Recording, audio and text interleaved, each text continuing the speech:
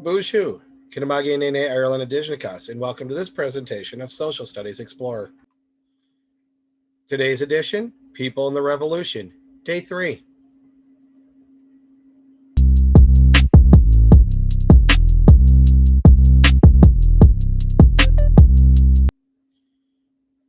Reviewing from last week, the People in the Revolution Days 1 and 2, we were talking about how different groups of people would view the revolution and also how we should view their viewing of the revolution.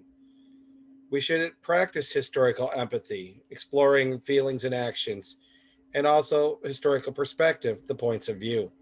Women, enslaved African Americans, free African Americans, American Indians, loyalists, patriots, frontiers people, Quakers, all had different backgrounds, different goals, different agendas, different morals that were going to color their view of the revolution. We're going to scroll down some pages that we've seen before, but we won't get to each. We talked about George Washington, and he felt that the revolution was a noble and just cause. He felt the colonies needed to be independent, felt the Continental Army could defeat Britain. Actions related to the American Revolution, he rallied the Continental troops and led them as commander in chief. Planned battles, communicated with Congress, kept going even after being defeated several times.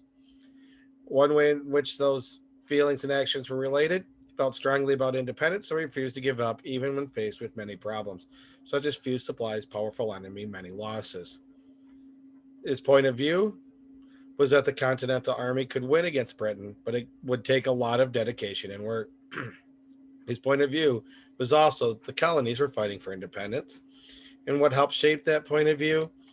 His point of view was shaped by his military experience in the French and Indian War, his early role in the Patriot struggle, and his background as a Virginia planter. We viewed Samuel's choice and some answers. Samuel had mixed feelings about the American Revolution at first, but he felt it was an important cause for which to risk his life.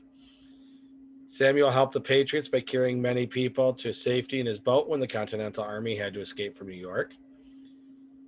His actions and feelings were related as he risked his own life because he believed in the Patriot cause. His point of view was the revolution was a fight for freedom, and this was shaped by the fact that he was an enslaved African. If you're already a slave under the British, you know what the outcome is going to be. At least with the American colonists winning, you might have a chance, even if it wasn't guaranteed. We had made some predictions on how people would view different things. Like a patriot woman might feel strongly that the Americans needed to win the war, and those actions helped to keep the farm going. If the husband was a soldier, made blankets and other things for soldiers. A loyalist would feel it was wrong to break away from Britain. They may have tried to go to Canada or back to Britain. A number of colonists did, especially when the war was starting to turn in favor of the Continentals. They may have done things to support loyalists and British soldiers. Enslaved Africans felt undecided about the revolution, but they may have tried to escape and help either the Patriots or the British, or just escape, period. A free African American in New England may feel the revolution was a fight for freedom and maybe it would result for freedom for everybody, and may have joined the Continental Army. Native Americans felt undecided and pretty sure whoever won would continue to take land, and they tried to stay neutral, which means they didn't take a side, and help whichever side might benefit them the most.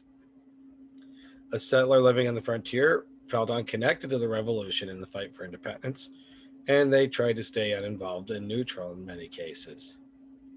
Quaker felt that war in general was wrong and wanted things to be settled peacefully. That wasn't a comment on the revolution itself, but the fact that they are pacifists, which means they like peace. They tried to find ways to solve things peacefully and would not fight for either side. We did not do the textbook search, so I'm going to scroll past that. And that's going to bring us to today. Why don't you choose one of the following people for your diary entry? If you're using a paper copy, you will put an X next to your choice. If you're using a Google form, you will mark it there. And then you're going to describe some of his or her feelings about the American Revolution. You can put yourself into that place and use the pronoun I and we, especially since it's a diary. You should do that. Those are usually first person documents. So you're going to tell us about your feelings about the revolution. Describe an action or actions you may take during the revolution. Remember, go with I will or I did. You can use this as planning, or you could take it and just write a diary entry. If you do the diary entry, you don't necessarily, you can use this part as planning. So it's kind of up to you how you want to gauge it.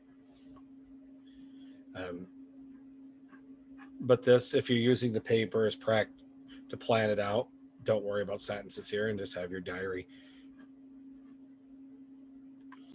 This assignment will be due tomorrow, whether you're doing the Google form or the paper copy. If you have a paper copy at home and want to submit it, feel free to scan it and either take a picture and then send it to me via email or text. Hope you have a minogijgad, minwa, pamapi.